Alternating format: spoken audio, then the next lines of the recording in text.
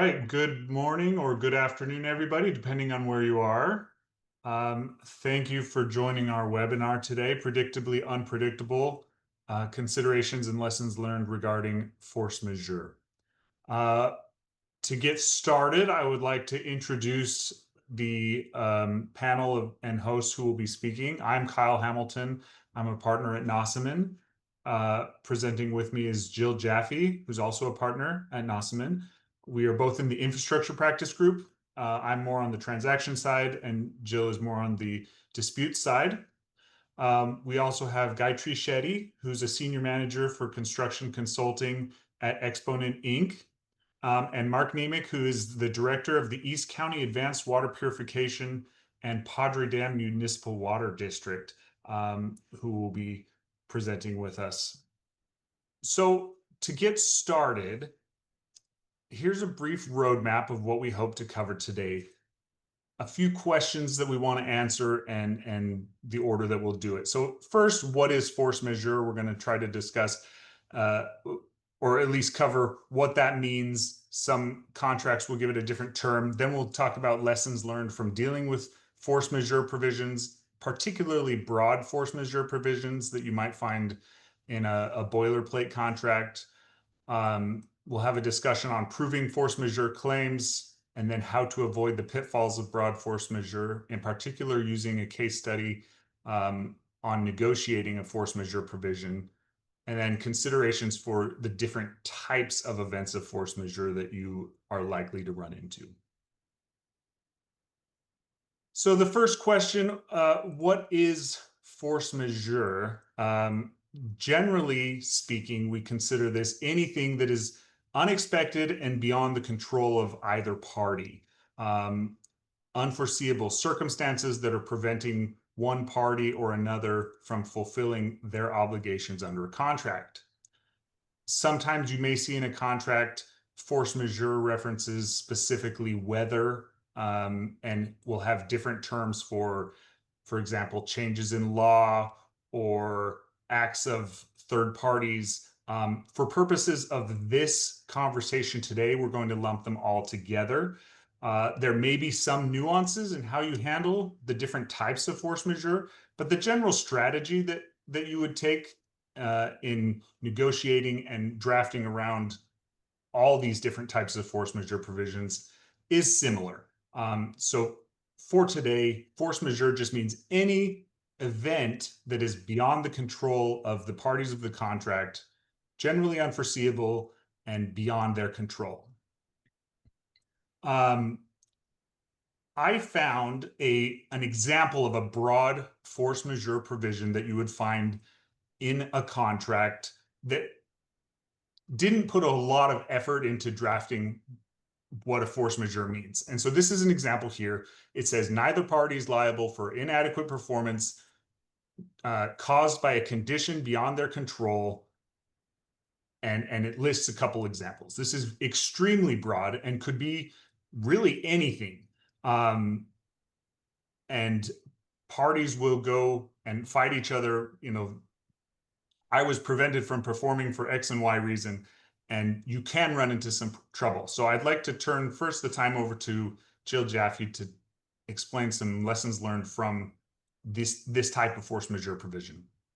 All right, thank you for that, Kyle. So I'm going to run through a couple different case studies. These are disputes that arose that involved force majeure events of different types, and talk through some of the factual background and some of the key questions that came up during the pendency of these specific claims. So the first relates to a wastewater project. This is a complex project. The contract was executed in early 2021. So after the start of the COVID-19 pandemic, but while there were still impacts from COVID-19, particularly in the supply chain.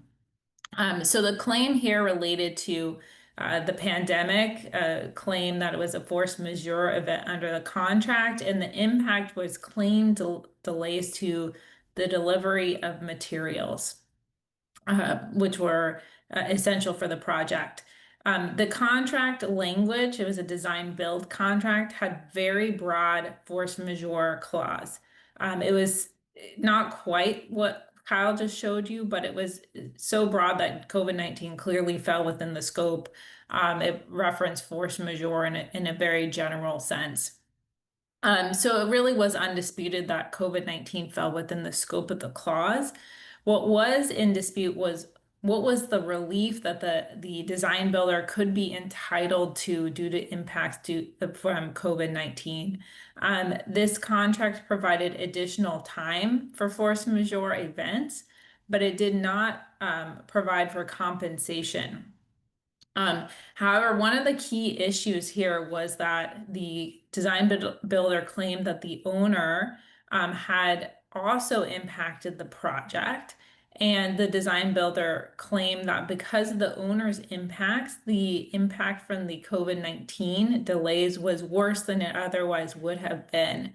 And what's really important, I think, for this audience to know is that there is case law that says that if there is an owner caused delay that pushes a project into a force majeure, and in most of this case law is bad weather. For example, if there's a winter weather season, so the owner delay pushes a project into winter weather, which causes further delays under this body of case law, the owner can be responsible for the force majeure time period as well, even though traditionally under common law, the rule is time but no money. So the issue here was what prevails, which is the case law that I just referenced, does that prevail, or the parties or the design builder stuck with the provision that says time but no money. And really the resolution of this dispute came down to, could the design builder prove that the owner caused delays, pushed the COVID-19 delays further into the future? In other words, it made the delays related to the force majeure event worse. And so, in other words, it was possible to harmonize the contract provisions at the end of the day. And it really came down to a question of fact, is what caused the extra delay? So next slide, please, Kyle. This is another case study. It was a highway project. This project was actually completed quite a few years ago, but I wanted to discuss it today because the dispute pertained to the 2018 Trump steel tariffs, which is obviously a topic that we all are dealing with right now because of the new round of tariffs. So in the context of this dispute, it was a design build contract. It included very broad force majeure and change in law clauses. One thing that's really important to point out is oftentimes there'll be an exclusion from change in law provisions or from other clauses that are similar for changes to taxes. So when you're dealing with tariffs, make sure you check on that. This contract did not have an exclusion for changes to taxes.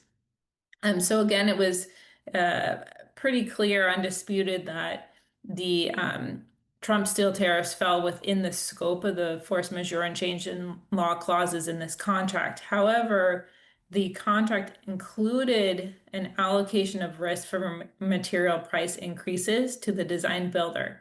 So the question was, does the design builder hold that risk, or do the Trump steel tariffs fall within the change in law clause?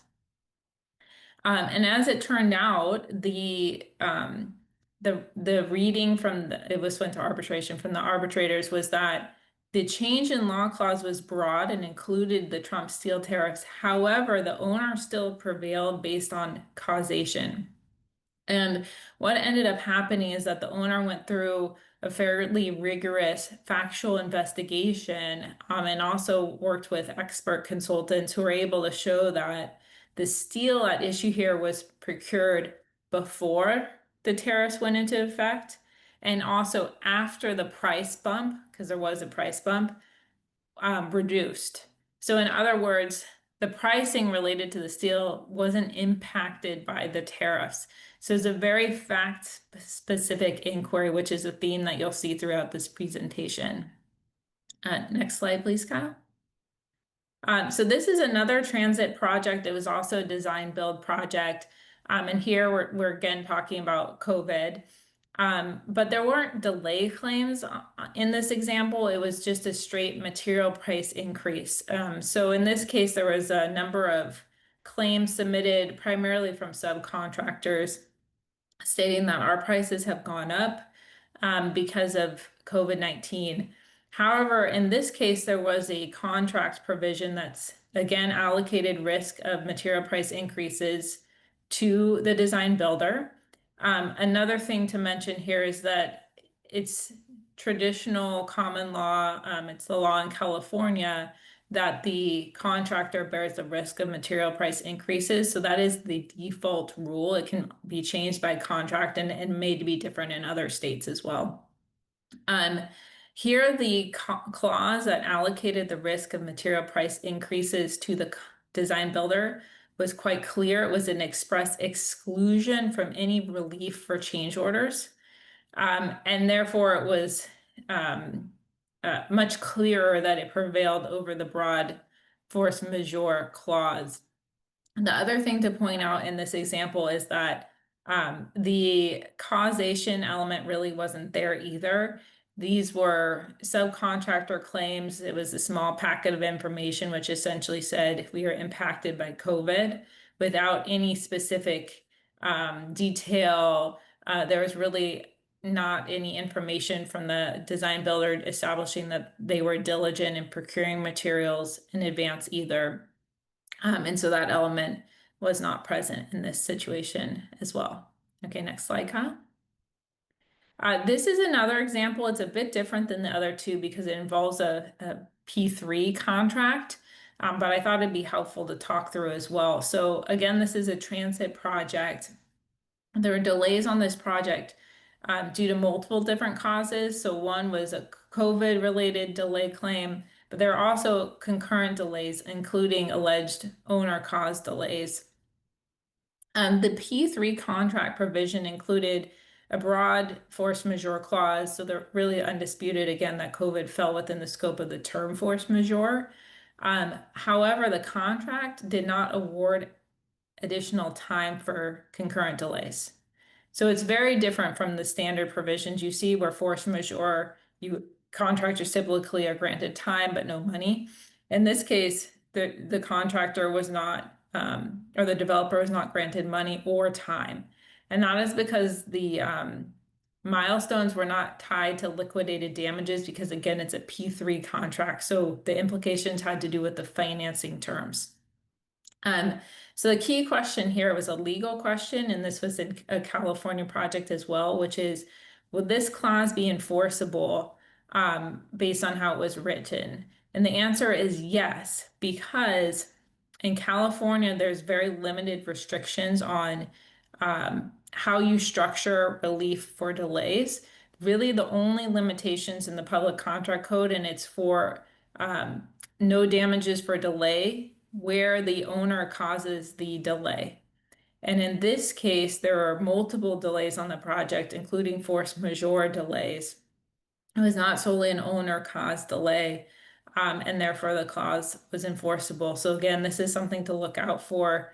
P3s are very different than design builds in terms of risk allocation and structure. And it was an interesting result for sure for this dispute. Next slide. So this just summary of a few lessons learned from force majeure clauses, and Gayatri is going to cover more of this in detail as well. But to recover, a contractor design builder has to show that there's a contractual basis for relief, but also has to prove causation, which can be very fact intensive, and also has to establish their damages. Broad contract language, as Kyle mentioned, it can create uncertainty, particularly where there are specific carve-outs such as material price increases. So it's very important to make sure it's clear who owns what risk. I mentioned that force majeure recovery is very fact intensive. And then the key offense is defense, which is contemporaneous documentation, very important. And again, Gayatri will talk about this in more detail, but that can really help secure your position. So next slide. Thank you, Jill. So now that we've discussed force majeure events and we've spoken about some of the case studies, I want to discuss the topic of proving force majeure claims. So when independent delay and damages experts get involved in projects that are impacted by these events, our role is to analyze the impact to make sure that the right party gets either a time relief and or compensation. It may sound extremely straightforward, but these claims are very challenging because force majeure events by nature are external events that are extremely unpredictable, and they also vary in their intensity, their timing, and the duration of impact, which makes it hard to quantify and segregate the impacts of these events. In my opinion, there are two main issues that result in the failure of settling these claims. One, as Jill mentioned, is the ambiguity in the contract clauses regarding force majeure. And secondly, it's the lack of substantiation by the contractors in submitting these claims. And we'll address both of these. Before we get there, Kyle, do you mind going to the next slide, please? I just want to briefly talk about some of the kind of claims that you see with the force majeure events. So in the past 5 years, most of the projects that I get involved in as an independent expert, these projects have been impacted by force majeure events like natural disasters, adverse weather, wars, strike, and of course, we are still feeling the lingering effects of the pandemic. So these events, in a nutshell, do result in some form of delay on a project. This could be delays caused by either work suspensions or an overall slowdown in the performance. Like Jill mentioned, there were supply chain disruptions during COVID that resulted in a slowdown of procurement and fabrication of critical materials for projects that led to delays. And then overall, there was a labor shortage and a loss of productivity. By way of example, right before the pandemic, I was involved in a project. This was an international project, and they were constructing a new cable-stayed bridge across the river. Right before the pandemic hit, we were pouring concrete for the deck section. And the pandemic hit, there was a suspension of work for a given period of time. But when the work was about to resume, the original crew for the rebar refused to come back on site. The reason being the government had started issuing stipends and there was a reluctance to come back. So the secondary crew that the contractor found was not as skilled as the original crew, which led to a loss of productivity. To add to that, there were pandemic restrictions. So there were safety checks, there were distancing mandates that were added, which again added to an overall inefficiency and delayed the project. There could also be claims for just increased costs. So again, Jill mentioned material escalations, and now we're recently seeing tariffs. I, in fact, just got retained on a project where there is a tariff-related claim, and it's an interesting one. So it was the construction of 7 new buildings in New Mexico, and most of the work was done, and they were in the final inspection stage. And during the inspection, the sprinkler water main burst, and it flooded one of the buildings, which means the contractor had to go back and reprocure the cabinets and the flooring that was damaged. They went back to the same supplier where they got their cabinets from earlier this year, and they wanted to get replacement cabinets, but the price, because of the tariffs, had doubled. So what the contractor has done is they're willing to absorb the cost to repair the damage from the leak. They're willing to pay the original cost of the cabinet, but the increases due to the tariffs is what they're claiming as a force majeure event.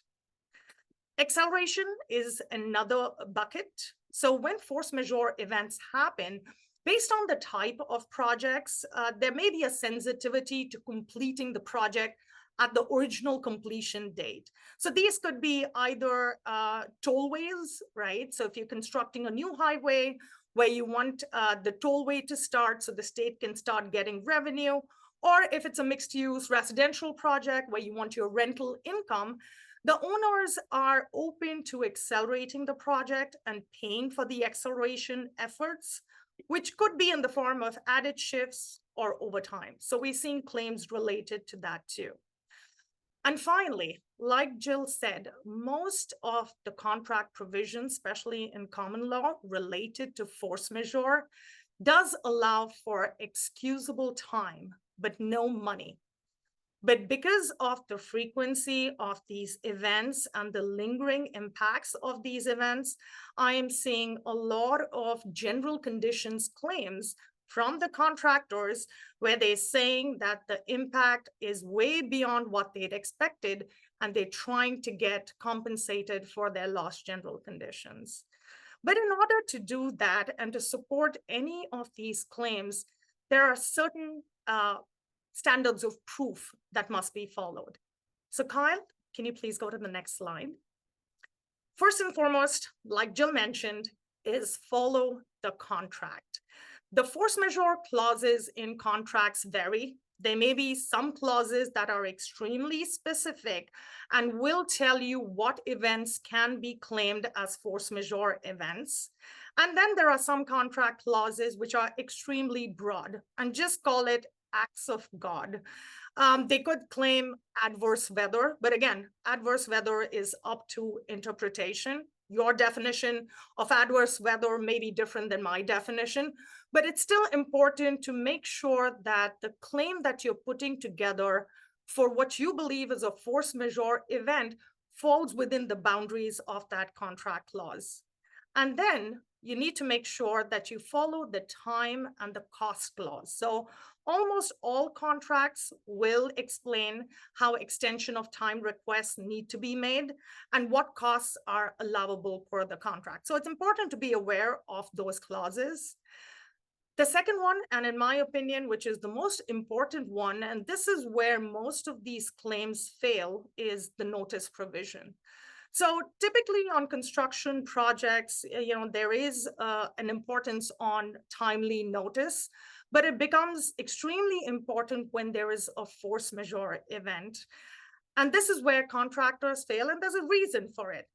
These events by nature, like I said, are unpredictable, and sometimes the contractors don't have a full sense of the overall impact, so they wait to see the full impact before submitting the claims.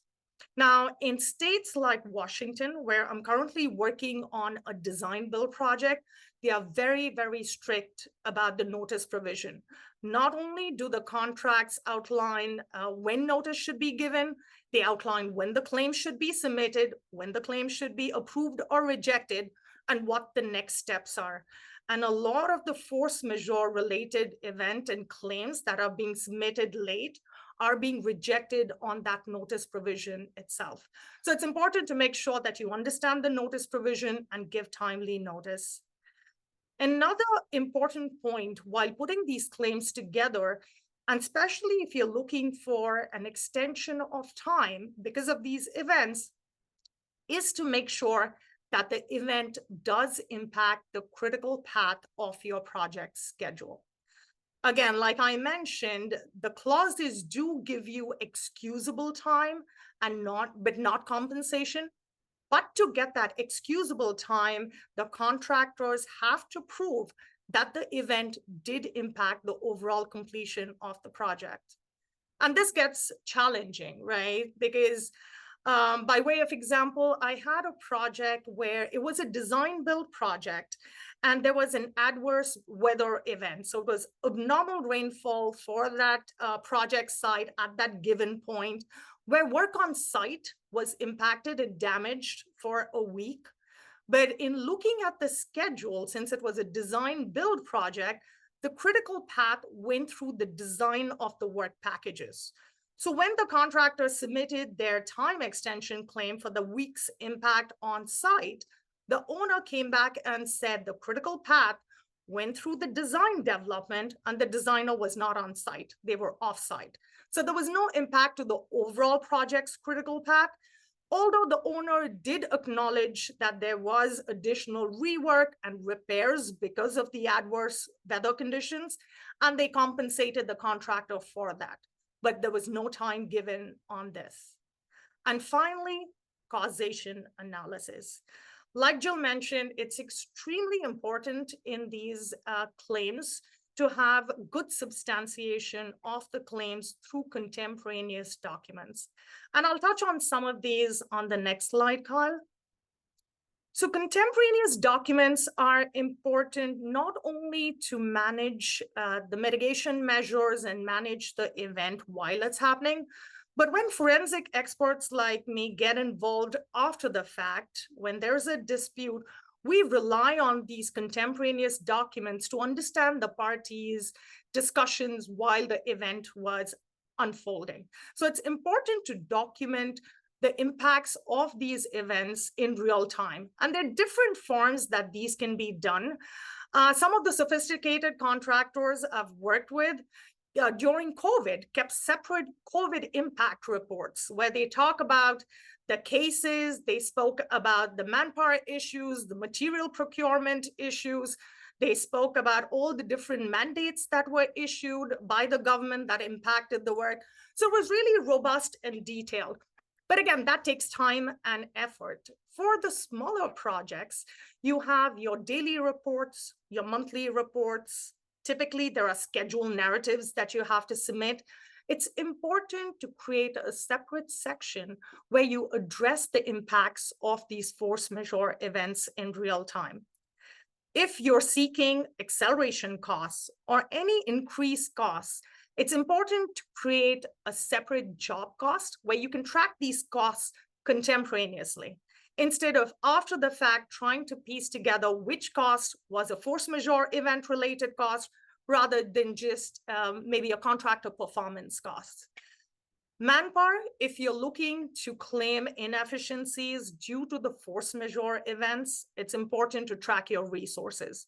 What was the plan and how did this event impact your plan? And lastly, and which is also very important, it's the mitigation measures. In force majeure claims, especially in resolving these claims, the contractor has a duty to mitigate the impacts of force majeure events.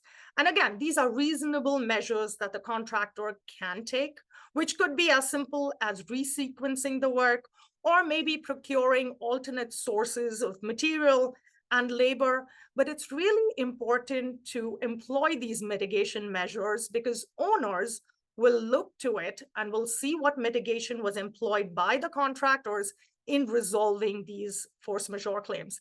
So important to document mitigation measures in addition to all of these other items. So with that, current state of the market, where are we? No surprises here. Force majeure events are on the rise, and hence the claims are on the rise. We are still seeing lingering impacts of COVID. And unfortunately, in the claims I'm seeing now, COVID has kind of become a catch-all for all issues.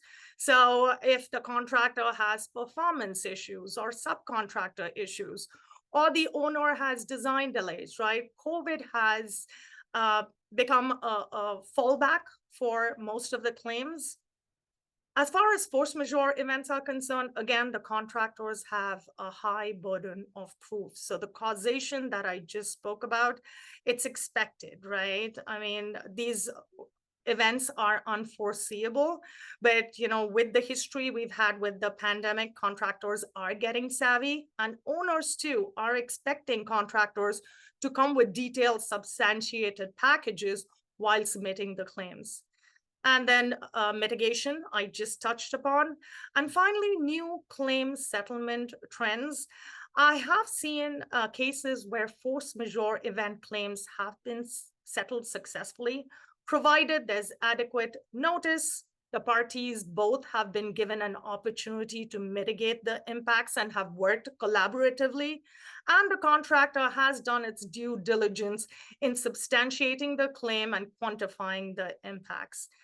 And recent projects that I've gotten involved in, the good news is, like Jill said, right, the contract clauses are being updated to be a little more specific about what is considered to be a force majeure event and how can you settle these claims. Okay, so thank you very much to both Jill and Gayatri. They've talked about some of the difficulties that are faced if you don't have a strong force majeure clause in your contract and what you need to do to document a force majeure when it occurs. I want to talk a little bit about how you can avoid the pitfalls that Jill and Gayatri have been speaking about for the past few minutes before you execute your contract. And fortunately for me, as an attorney, I have a very easy answer that will solve all of your problems. And you probably know what it is. It depends, right? I joke, of course, it is not an easy solution. It is never going to be an easy solution. Every single project is different, from different climates, different geography, different design, different parties, different duration of contract. Every element of your project will have something different from a different contract.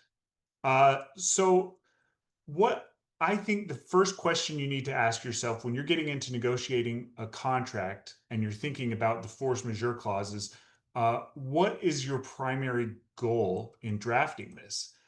And I think the primary goal of a force majeure clause is to provide a reasonable allocation of risk between the parties. You want to be able to anticipate impacts that the project will face for both schedule and cost, for events that are beyond the party's control. Um, we've named this presentation Predictably Unpredictable, which is a little bit tongue in cheek, but the idea is that with force majeure, as Gayatri said, claims are on the rise, and it's becoming more and more common for projects to face some sort of event of force majeure. We don't always know what that's going to be, but we can generally guess that something is going to happen that might put a project on delay or increase the costs. So then you think about, where is my project located? What is most important to me? Do I care most about my budget? Do I care most about my schedule? And you draft around that. I'm going to talk about a couple of the different types of events of force majeure and show some examples of contract provisions that I've seen used to try to address those various types of force majeure. And the first one I want to start with is adverse weather. In particular, with climate change and the state of the world as it is, adverse weather seems to be continually on the rise, and experts are constantly telling us that they anticipate more and more severe weather that may affect projects. And for construction projects, adverse weather, it can be a huge delay.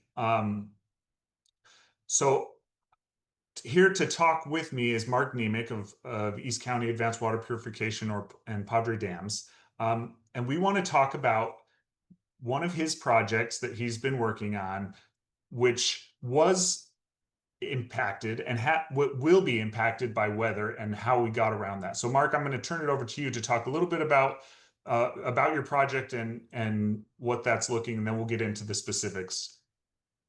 Yeah, thank you, Kyle.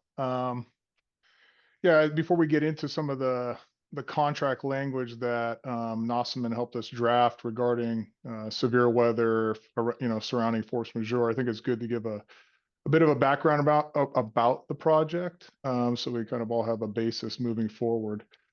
So again, my name is Mark Nemec. I'm the director of the East County Advanced Water Purification Project. This is a project that's located in East San Diego County.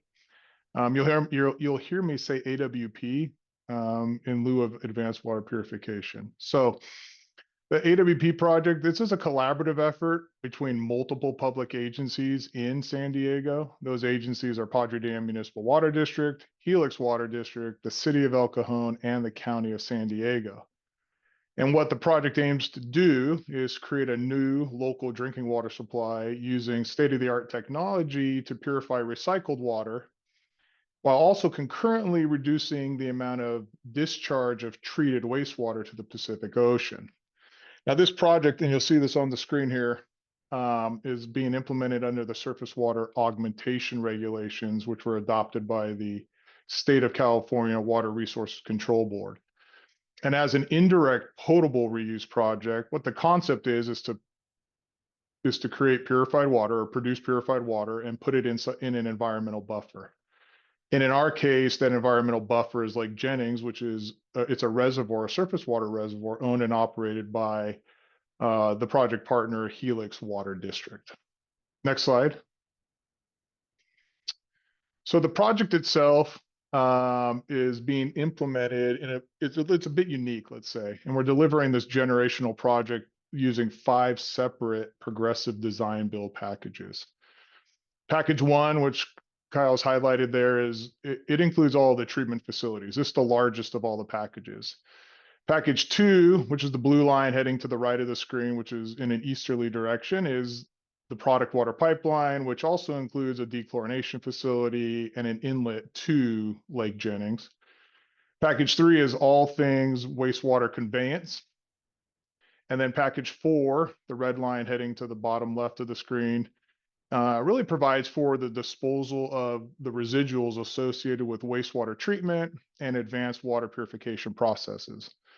And then lastly, we have a package 5, and that captures our energy recovery efforts at our solids handling facilities. Next slide. So a little bit more detail about package 4, which is really the attention of this portion of the discussion related to severe wet weather. So package 4 includes the rehabilitation, primarily through slip lining of an existing 48-inch steel force main. We're using what we call a pipe in a pipe concept to convey future peak wet weather flows, as well as brine and solids dewatering those liquids to their respective downstream locations. And you'll see in the upper left corner a detail that gives you an idea of the design for this pipe in a pipe concept. 48-inch pipe with a 32-inch HDPE pipeline inside for the wet weather flow, and then a 12-inch HDPE for the residuals. And then as you can see on the slide also, we've broken this project into segments to facilitate the overall project management. Next slide, Kyle. I think this is where we're going to start talking about some of the contractual items. Yeah, perfect. So thank you for that background. So as Mark said, this was 5 separate projects, and from an administrative point of view, we wanted to make them conform as much as we could. So generally there was 5 separate contracts that ended up being 3 different contractor teams over the 5 contracts. Generally, we tried to make them conform to each other. And in just a minute, I'm going to get to why package 4 was different. We started with a force majeure provision that was the same in all of the 5. And I'm highlighting here a couple of the subparagraphs. This is definitely not the entire thing, and I'm not going to read it all. But generally, the way we tried to approach force majeure for weather with the 5 separate packages was saying it's only considered an event of force majeure if the adverse weather qualifies under this clause A: earthquake, tornado, hurricane, and for wet weather in particular, the 1 in 100-year flood.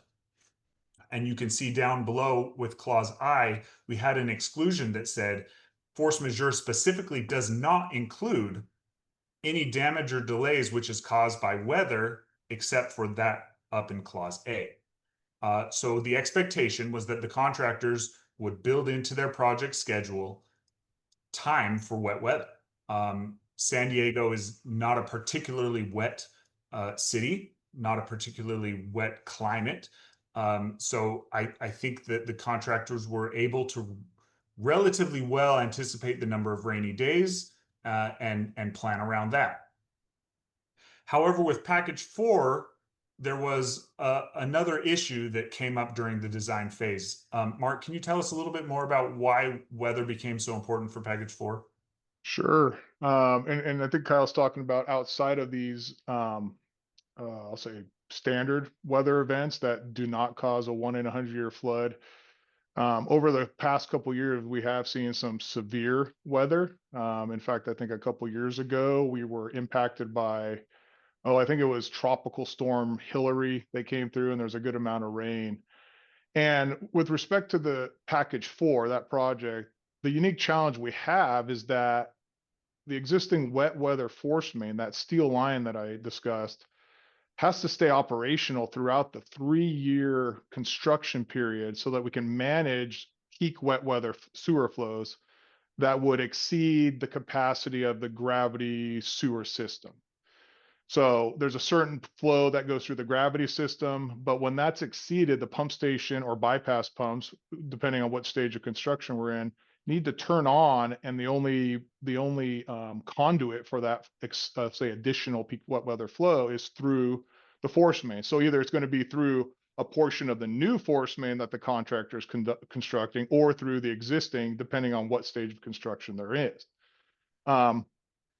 During the planning stages, the severe wet weather concept, or this aspect that we were talking about, was identified in our risk register as a common risk to both the owner and the design builder.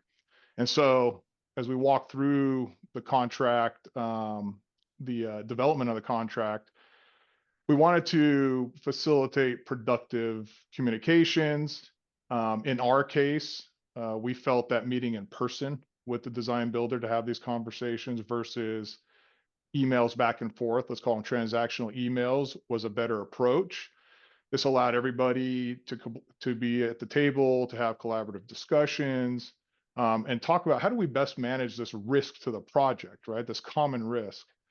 It also allowed for, the people in the meetings to be educated, get timely information, and make informed decisions, right, moving forward.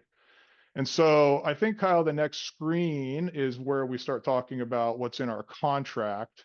It's section 12.8 of our contract. And this is really the agreed upon, I'll call it shared approach on how we best manage a severe wet weather event. And in summary, there's really kind of two main, I'll say, two key points, or, just some key points to this approach. One was, we had a communication protocol that was identified or developed between the owner and the design builder, related to the potential wet weather event that could affect the project. So in a sense, both parties have some skin in the game, right? Everybody has some ownership to see this project be successful. Additionally, as part of that, it's the owner's determination, and we felt this is where the risk best lied, or was best handled, to determine if we had to, a reconnection event is warranted. And really what a reconnection event would be is where the new pipeline, the new HDPE or plastic pipeline is being installed. If we anticipated a severe wet weather event that would turn on the pumps, there's some time frames given where we have to give the contractor notice so they can connect the new piping back to the existing piping. So basically make a connection between the HDPE pipe and the steel pipe, with an adapter piece in advance of that wet weather event, so that we minimize the risk of sewer overflows in the gravity system, or even in the force main system. And so to account for that risk with the reconnect event, the owner, after discussions with the design builder, we went through an analysis and we ended up carrying a contingency going forward in the project. In our case, we carried a $5 million contingency for reconnect events, and that includes connecting the new to the existing, then disconnecting after the wet weather event passed, and then pumping down so that work could resume. Again, we used a risk-based approach to determine the likelihood of any given of an event in any of those segments. And the $5 million budget really covers the cost for 6 wet weather events over 3 years. So 2 events a year. That's based on historical data that we looked at, rainfall and sewer flow data at the pump station, going back maybe 10 to 15 years. And we found that generally, as Kyle mentioned, at San Diego, we don't see a whole lot of rain, right? Probably lower than most. But when those significant events happen, we see a lot of inflow and infiltration into the sewer system. So we need to be ready for that. So based on our analysis and risk-based approach, we ended up at 6. Now, of course, there may be 0 that happen, in which case we don't use a contingency. There may be more. And if there's more, then we'll have to, go get additional funds from our elected and move forward. I think it's important also to note here, and then Kyle, I'll turn it over to you. And that's kind of the approach we took here, and you can talk to more detail about each of these items here. But this approach was for those areas that were not under permanent bypass. Separately from this, and I'm not going to get into too much detail, but separately from this, there were areas that we identified in our project that were very sensitive to environmental and schedule restrictions. Specifically going through regional park, Mission Trails Regional Park. And we also, as a team, determined that it would be best to put a permanent bypass, like a highline bypass for the sewer in that location over the 3-year period, so that we could ensure that construction in those areas would proceed rain or shine, and we would really minimize any overflows in the San Diego River or the park the park that includes that portion of the San Diego River. So that was a separate cost included in the cost of the project in the guaranteed maximum price with their design builder for $8 million. So between these two, there's a total of approximately $13 million to cover or handle what we anticipated to be, or for events that could trigger extreme wet weather response. Yeah, that's perfect. Thank you for that explanation, Mark. That was great.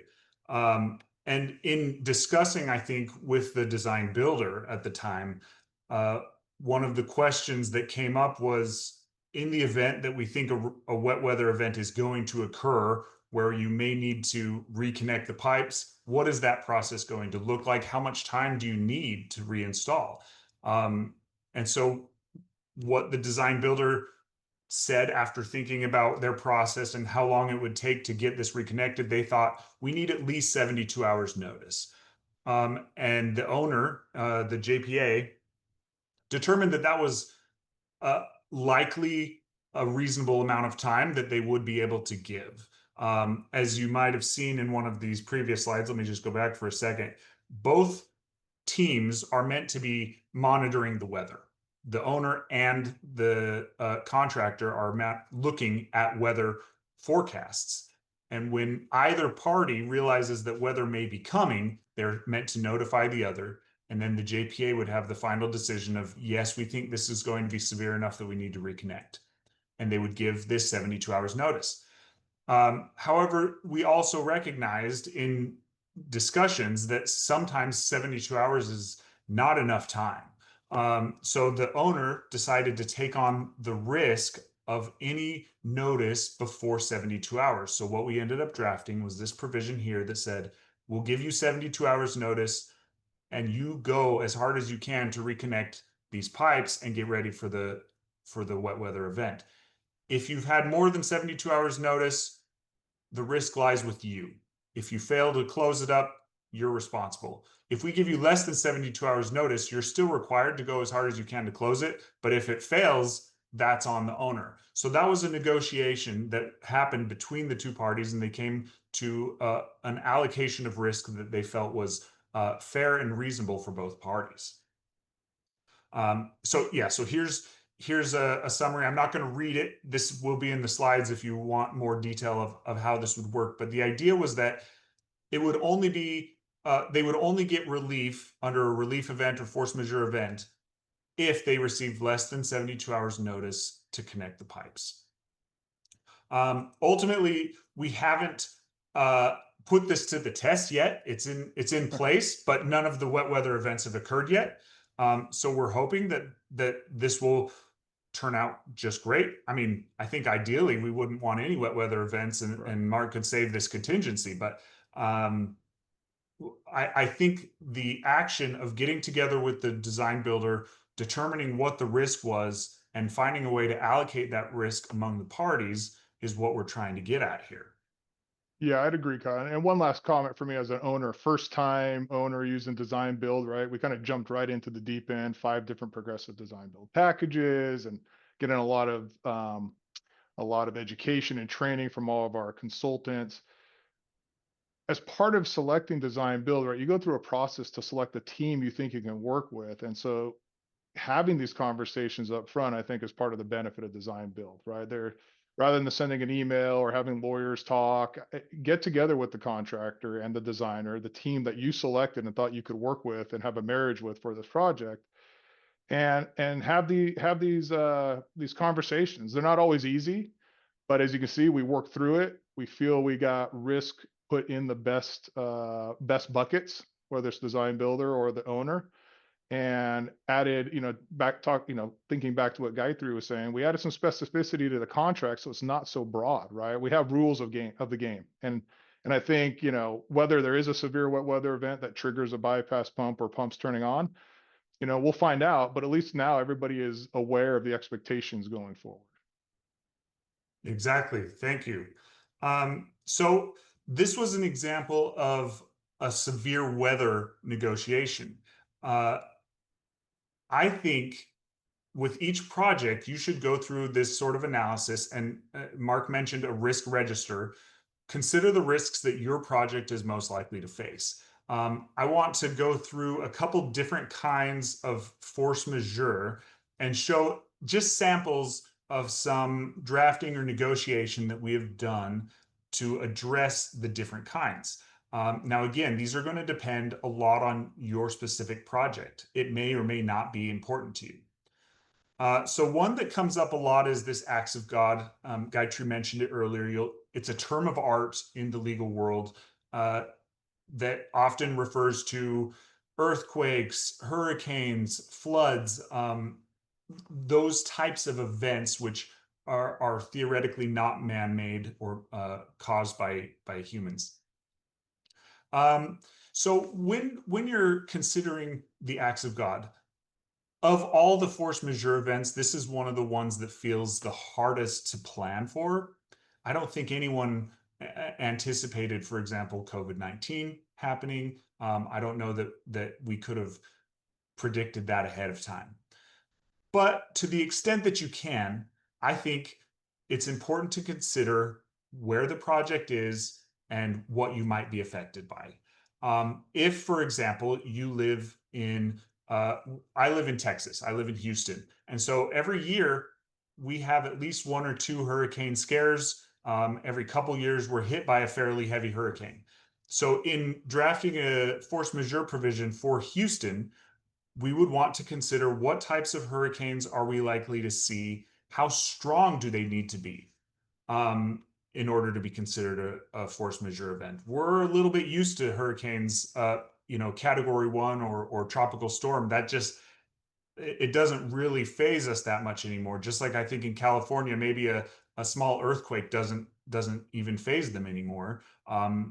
So think about how severe does this have to be before we actually want to give relief for it. Consider the design of the project. If your project is meant to be able to withstand a hurricane of up to category 3, would you want to give force majeure relief for anything below a category 3? So here's an example of a force majeure clause. It uses the same lead-in that I showed with Mark's earlier, although instead of the weather one, this is an example of something that we had included to address earthquake. In the area, we had included this language that said a seismic event in excess of magnitude 3.5 on the Richter scale would be considered a force majeure. If it's something below, you don't want an excuse to to request time or money if it didn't actually affect the progress. If it were a flood, in the provision that I showed on Mark's project, we had said a 1 in a 100-year flood. It may be that that's not enough, and you might consider a 1 in 250-year flood to be considered an event of force majeure. So generally what I'm saying is consider your project, where it's located, what type of weather or events you often face, and draft around them. The statute for force majeure in California says that an owner cannot cause the developer to be liable for something for an earthquake above magnitude 3.5. So that's the language you use in this. You might have said 5.0, just depending on the situation of your project. Another one that's a little bit more common than we'd like it to be is social conflict or war. This can be strikes, this can be embargoes, blockades, war in other parts of the world. The example that I'm showing here happened in middle of 2023 or 2022, excuse me. And the war between Russia and Ukraine had already started. And at that time, we did end up seeing a lot of increased costs for materials caused by the war, despite the fact that most of our projects were not sourcing materials from Russia or Ukraine. It just happened that with materials going towards the war effort, there were increased costs. So we added language to our social conflict force majeure that said it's excluding conflict related to Russia and Ukraine, because that had already occurred. At the time, we wanted our contractor to budget for that or look for materials that were not going to be affected by this particular war. A big one that's come up multiple times during this conversation is the pandemic. COVID-19 showed that a pandemic, a disease, an infection could cause severe delays to projects, severe increases to materials, supply chains, and essentially everything. The world shut down for a while. So at that time, we started adding in, as we were coming out of the COVID-19 pandemic, at this point, lockdown was no longer in place. Moving into 2023, people were still worried about it, still considering it. There were still supply chain issues, but we were no longer seeing direct impacts that were caused by COVID-19. So we added a provision that said, subject to, clause 6 below, pandemics or epidemics will be a force majeure, but anything related to COVID-19 would not. If it was a new variant of COVID-19, we would want you to be prepared for that, because we're aware of how it was progressing. We were aware of the vaccine progress. We were aware of the various states' handling of it. So we put an exclusion for COVID-19. Similar provisions could be put in for new pandemics. The measles was making a resurgence in Texas recently, and you've seen avian flu or swine flu that have come and gone. If there's something that you're aware of, and the contractor is aware of it at the time that you're negotiating the contract, you might carve that out of your event of force majeure, because it's no longer unexpected or unanticipated. The next one I go to is another big one that is on a lot of people's minds. Tariffs and changes in law. Most contracts will have a change in law provision that says something to the effect of, if there's a change in law after the date of this contract or after the date of pricing, which we often call the setting date. That's what I've put here on the first bullet, is the setting date is a date fixed where everyone says, as of this date, we're using the laws in effect. If something changes after that date, after you've priced, after we've signed, then we will adjust for that. And some people, I think, are tempted to put tariffs, a change in tariffs, in a change of law provision. That can be a little bit tricky. And there are concerns that you would want to address with that. Obviously, the tariff question is still fairly new. It hasn't been tested per se, but we have had experience drafting around it. So what we've been thinking is that if you just call a tariff a change in law, you run into issues of whether other changes in tax would qualify as change in law. In essence, a tariff can be considered a tax on people, and we usually will carve out this a change in tax or a change in sales tax and put that risk on the contractor. Well, you don't want to just say that tariffs will not be events of force majeure because they're a tax. That doesn't always seem fair. So what we've been trying to do and trying to consider is what items specific to this project are most likely to be affected by tariffs. It's a situation where you sit down with the contractor, you talk about where are these materials going to be sourced from? Is it a location that is currently subject to tariffs or threatened to be subject to tariffs? If it is, are there other places that we can get the material from? Are there other sources that would not be tariffed equally? If not, do we price in the tariffs as is? If you can't find the material from another location, you want to consider whether the price will go down if the tariff is removed. As we've seen tariffs come and go recently, you want that to be reciprocal. It would be harmful to the developer if you don't include a tariff as a force majeure, and it would be harmful to the owner if you don't remove the tariff from the cost once the tariff goes away. So consider that being reciprocal. Consider how much effort the contractor should go into to avoid tariffed material. Some ways that we've also seen this handled is through an allowance or a contingency, where the owner or the contractor will set aside a certain amount that says this is for tariffs. If it increases above this, then we have an event of force majeure. If it doesn't, you keep the contingency or we keep the contingency. So there's a lot of ways that this can be handled. As I mentioned at the start, it depends on your project. It depends on the circumstance. I can't give an answer right now that would satisfy everybody on how to handle tariffs. But the idea that I want to convey is consider what your project is likely to see as far as impacts caused by potential tariffs and negotiate around those.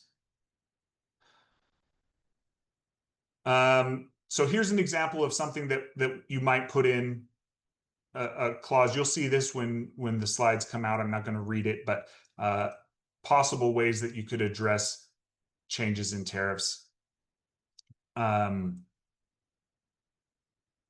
Okay, so those are some of the big types of events of force majeure that I think you're most likely to see. And I think the concept of evaluating risks and negotiating around them before executing the contract is what I'm trying to convey.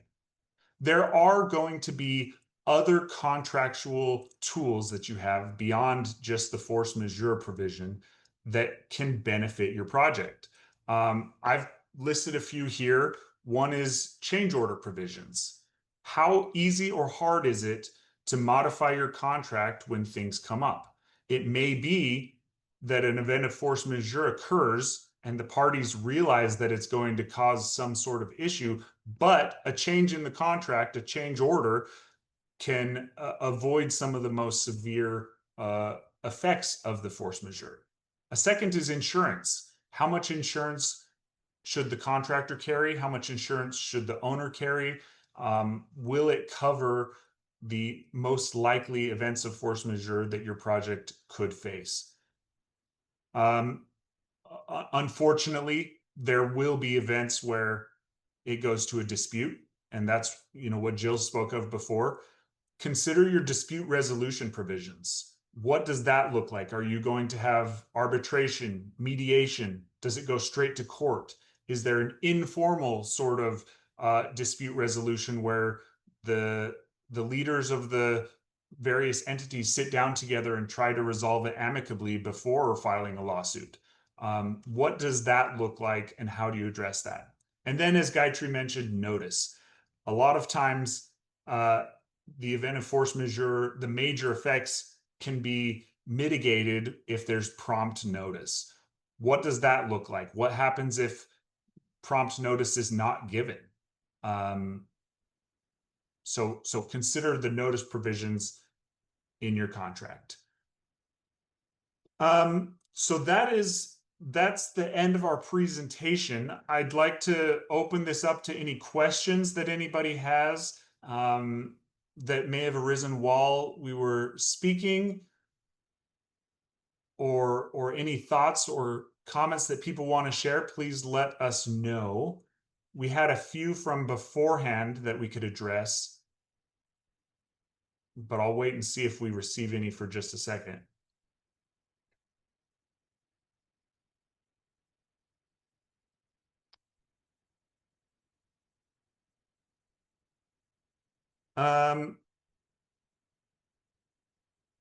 So there was one that we received that said it's specifically talking about the historic rains that Northern California faced that caused some flooding or issues with various dams.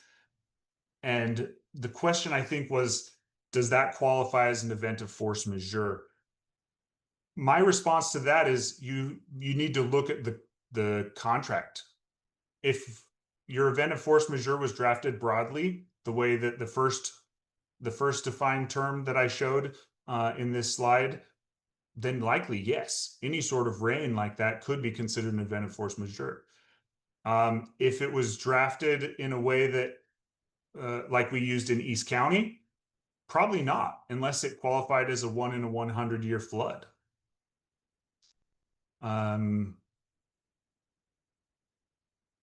Let's see, are there any other questions?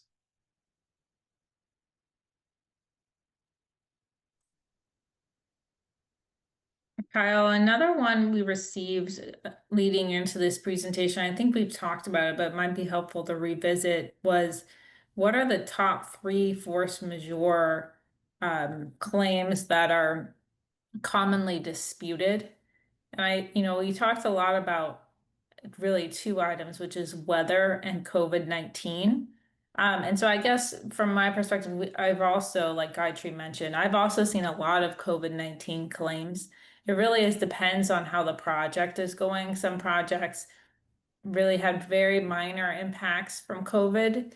Other projects had more significant impacts, either because unfortunately some items of equipment or some materials got caught up in some supply chain delays, or because the project was just generally suffering. And so the cost impacts really had a much more outsized impact to the overall progression of that project than other projects that were moving along really nicely at the time. We also saw that, or observed that, some contractors were very proactive in ordering equipment.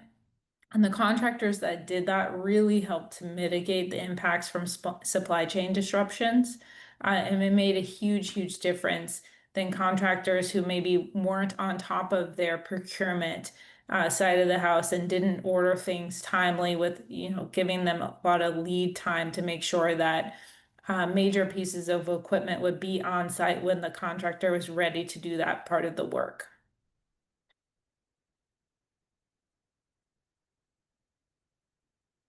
All right, we got another question. Can epidemic of homelessness in a large metropolitan area be considered a force majeure in terms of addressing safety and security issues relating to transit stations?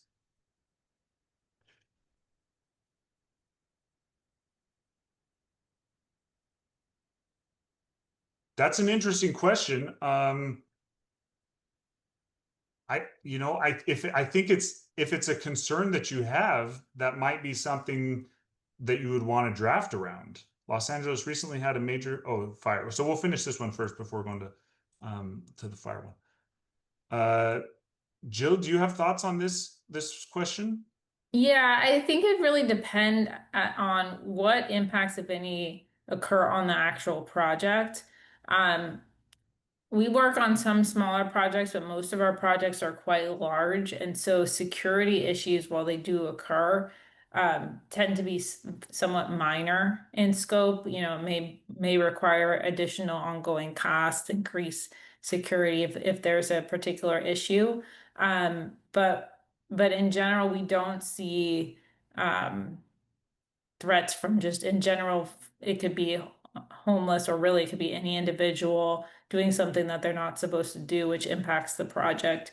The force majeure events that we typically see either are weather related, or supply chain impacts, or other impacts that increase material costs for whatever reason.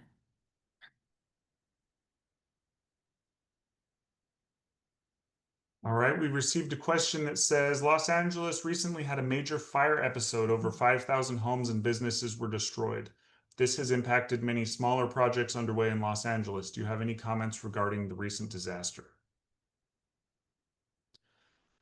So as far as the force majeure provisions that I often see, uncontrolled fire or uncontrollable fire is generally considered one. So I think in most contracts that I've seen, the Los Angeles fires would have qualified as an event of force majeure, and likely would have given time, if not extra costs, at least increased time to the developer.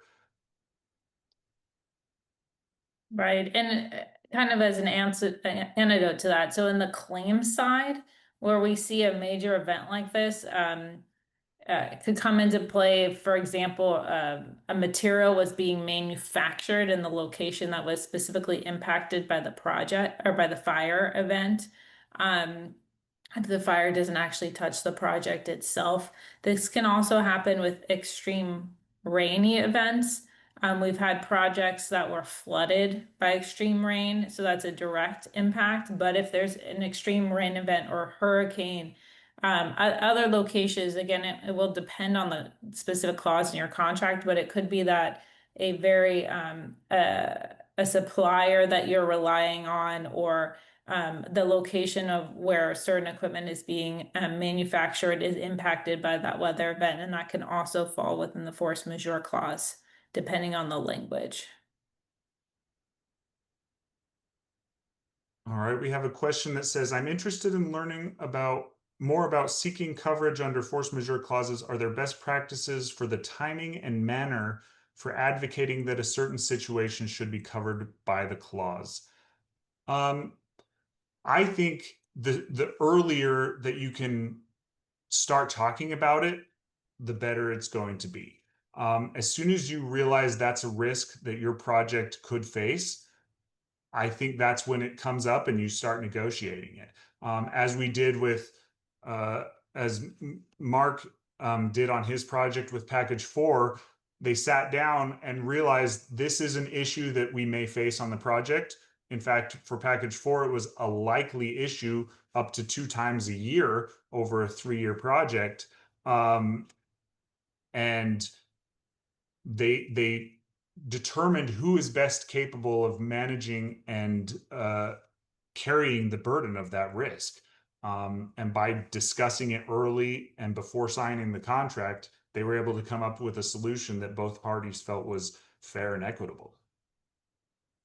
And Kyle, to add to that, right, because that risk register concept and just discussing the risk upfront is absolutely the best way to manage and mitigate some of these disputes. But the risk register also does get periodically updated. So a lot of my clients meet periodically. They update that risk register with new risks. So for instance, if they hadn't contemplated, say, a severe weather event or a pandemic while the contract was being executed upfront, But in these periodic updates, if they believe they have exposure to these events, they do address it, talk about how they'll mitigate it. So they're proactively trying to manage these risks.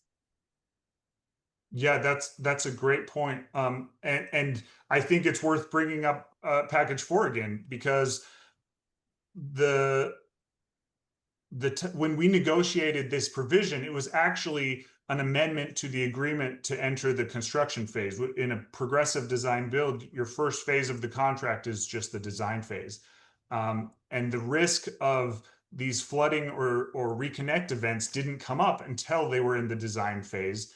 A contract had been signed. I think Mark could have just said, sorry, you signed the contract and any sort of rain is on you, good luck. But they didn't feel like that was an equitable response, and negotiated something that became fair for phase 2. Correct, Kyle. And I'll just add a point to that is we could have probably said that it wasn't in the contract, but then you put the burden on the contractor to price that risk, and then your number is going to go high, right? So as a public agency, we're always sensitive to costs, and you're looking at that final number that you're getting before you go into construction. And if you put all the risk on the contractor, you need to expect that they're going to price that risk how they see fit. And so, you know, that's just some caution you have to have there as well before you just put everything on the contractor. Yeah, and Mark, I'm really glad you brought that up, because I think that's also directly relevant to how clauses are being reassessed in light of material price escalation that we've seen over the past couple of years. You know, Kyle talked about this in some detail, but it's a complicated question because there is a balance between the historic view, which is the contractor is the most knowledgeable about material prices and usually bears that risk. And looking at what happened over the last couple of years and trying to balance who's going to hold that risk so that owners also aren't receiving really large or really high bids on projects.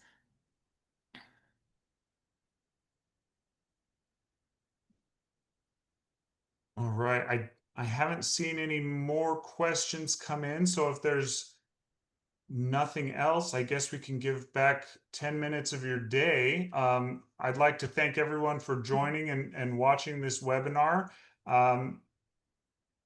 As I had mentioned previously, the MCLE credit will be sent out within a week, and the slides will be available and a recording will be available, I believe, tomorrow. If you have time, please leave us feedback. We always love to improve these webinars, and we hope that you'll join in future webinars. And feel free to reach out to any of the 4 of us. I think we're all open to answering questions about our experience in drafting and managing events of force majeure as they have come. And if there's some way that we can respond to your questions, please don't hesitate to reach out. You'll see each of our emails here on the current slide, and that will be in the slide deck that is sent to you as well.